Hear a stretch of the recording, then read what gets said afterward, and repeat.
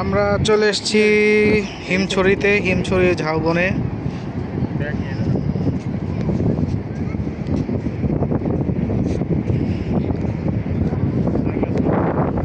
সে বিশাল বিস্তীর্ণ ঝাউবন।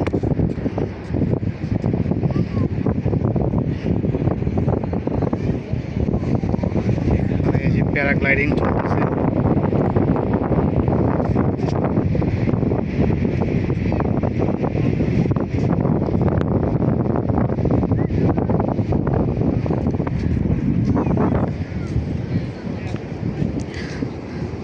কক্সবাজার সমুদ্র সৈকত।